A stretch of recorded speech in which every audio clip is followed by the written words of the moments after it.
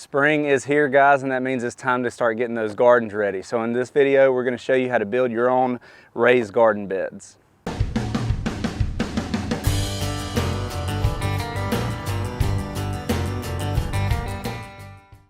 How's it going, guys? Welcome back to the PatriotDIY channel. Like I said, it is early spring and it is time to start getting those gardens ready and get things planted. Now, raised garden beds can be a great way to do this. They work great for people that have small areas to garden in if you just want to build one of these in your backyard or something like that. But there are a lot of benefits to raised bed gardening that appeal to pretty much everybody. First, you're able to control the soil that you have in your bed so you can make sure you have the best possible soil. Also, because it's raised up off the ground, you're going to have less trouble with weeds and grasses and things like that in your garden. Not to mention the fact that it's raised means you can get in here and tend your garden without having to bend down on your knees to weed the garden, pick vegetables, and things like that. So in this video, I'm going to be showing you how to build your own raised garden bed. For mine, I chose to use construction lumber and this corrugated steel paneling. This is going to be a really good heavy-duty, long-lasting raised bed, and I think it looks great as well. I'm also going to have plans for how to build this linked in the description below. So if you haven't done it yet, guys, make sure you hit that subscribe button, hit that notification bell, and give us a thumbs up. Now, this is a pretty simple process, guys. All you're gonna need is some good rot-resistant wood, so either treated or cedar or something like that, and some of this corrugated steel paneling and screws. Now, I have a full list and links in the plans as well as in the description, so let's get to work.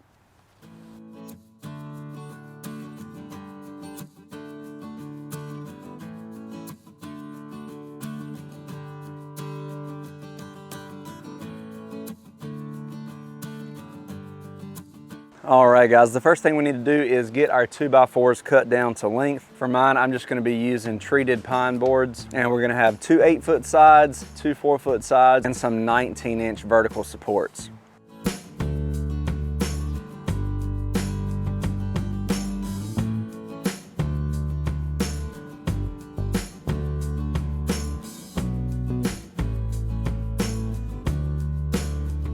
Once I've got all those cut, I'm going to take those vertical supports over to my Kreg jig and drill some pocket holes in each end. I will have a link to this Kreg 720 Pro jig in the description below.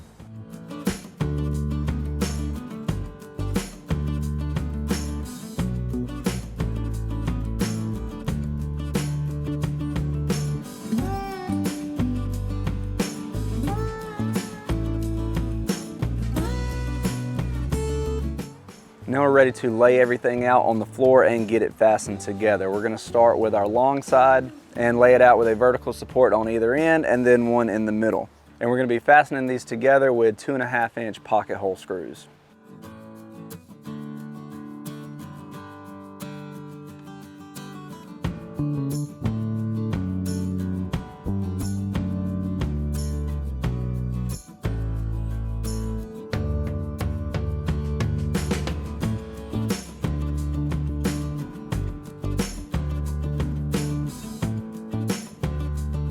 And then we'll go on and do this for all 4 sides. The only difference for the shorter end pieces is we will not have a center vertical support.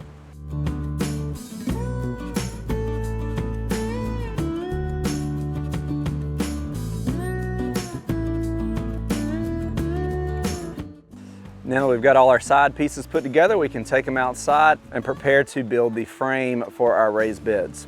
I'm going to be using some scrap boards underneath to try to help keep these level while I'm putting them together. And I found that some clamps can be very helpful for holding these in place while you fasten them together. And to do that, we're going to be using 3-inch coated deck screws.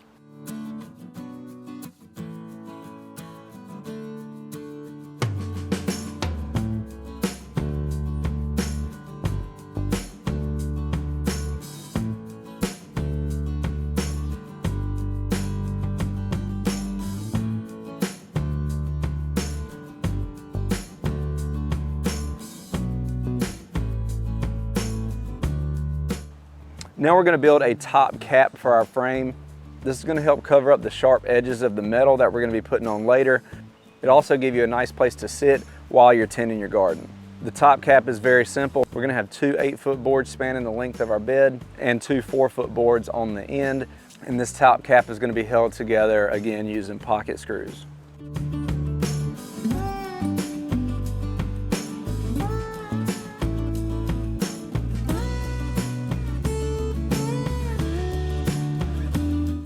Now we can take that top cap out and set it on top of our raised bed, and we're going to try to position this so we have about a 1-inch overlap on all sides.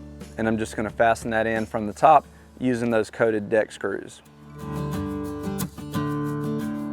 And our frame is done. Now, to add a little bit of extra protection and longevity for our raised beds, we're going to go back and paint a water seal onto these. Even though these boards are already treated, this is just going to be a little extra protection to make this last even longer. And I think this cedar color of the Thompson's water seal looks great as well.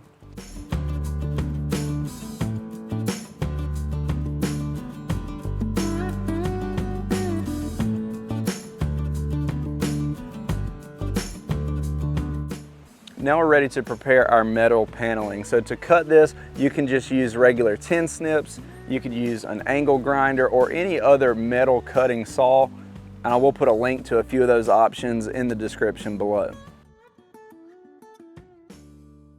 And now we can put our metal panels in place. I'm going to position these so they're under the lip of our top cap, and I'll fasten them to the frame using these 1-inch self-tapping roofing screws.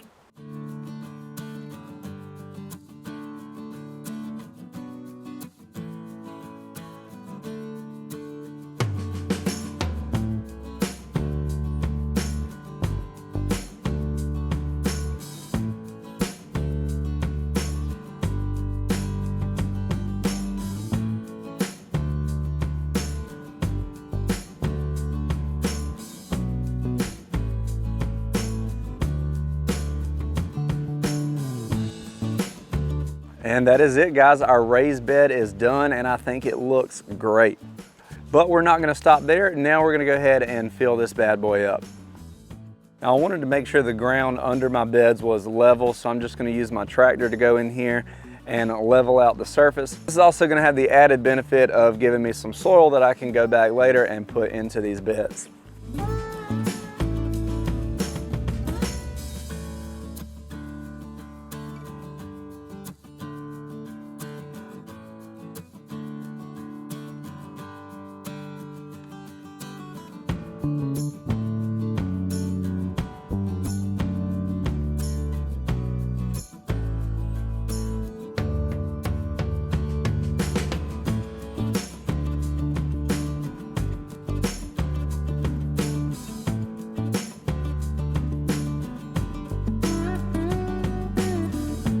Because these raised beds are 26 inches tall, there's a special way we're going to go about filling these, and I will do a full video on how to fill your raised beds, so make sure you look for that. But basically we went around our property and in the woods, and we got a bunch of sticks and logs and branches that we're going to fill in the bottom of our raised bed, and then we're going to go back over the top of that with just some regular topsoil from our property. And in the last 16 to 12 inches or so, we're going to put our good garden soil. All right, so this is what we have so far. We got both boxes filled up with a bunch of brush and logs and stuff. About halfway, I'd say. And that ought to pack down even better once we get some dirt in there. Let's fill these bad boys up.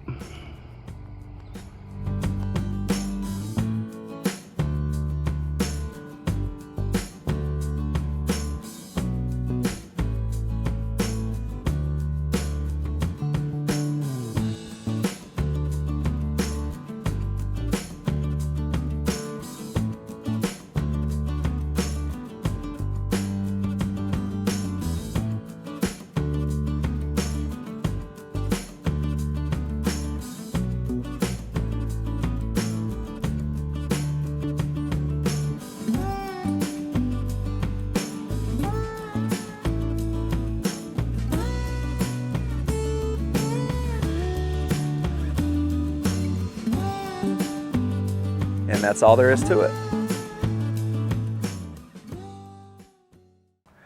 All right, guys, that is it for how to build your own raised garden beds. As you can see, I built 2 of them here. I think they look great and they're going to last a very long time. You can see I did put a wood sealer on mine. That's just going to help it last a little bit longer, and I think it looks great as well. Also went ahead and put some mulch around here. Now I'm really happy with the way this turned out, guys, but there is one thing I think I would do different if I was to do this over again, and that's to put this end piece on the inside of our long section here. So instead of this section being 48 inches, I would have made it 43 and fit it down on the inside of our long side. So if you do decide to build this for yourself and you want to get our plans, I will have that change in the plans, and those are linked in the description below. I'm looking forward to getting in here with the kids and showing them how to plant a garden, where their food comes from, all that good stuff. And we'll probably be getting in here and planting this thing today. So if you have any questions, guys, make sure you let us know in the comment section. Don't forget, I do have plans for how to build this linked in the description below, so make sure you check that out if you want to build this for yourself. Thanks for watching, guys. Please like, share, and subscribe, and get to planting.